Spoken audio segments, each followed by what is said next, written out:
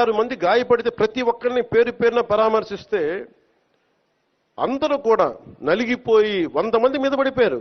ఎంత ఉంటుంది ఒక ఆడపడుచు మీద పడిపోతే, పెద్ద ఆవిడ మీద పడిపోతే, తమిళనాడు నుంచి వచ్చారు. ఎలా ఉందమ్మా మీకంటే, కడవలు పాత్రికాంగ అయ్యా, కడవలు వెళ్ళి దేవుడు బయటికి తీసుకొచ్చాడు మమ్మల్ని అంటా ఉన్నా.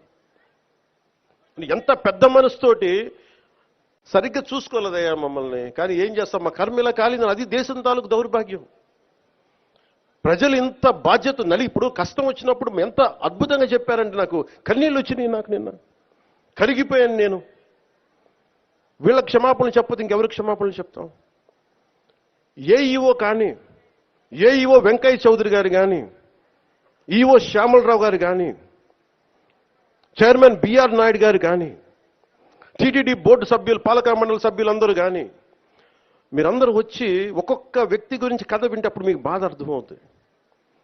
క్షమాపణలు చెప్పండి. మీరు క్షమాపణలు చెప్పి తీరాలి. వేరే దారి లేదు మీకు.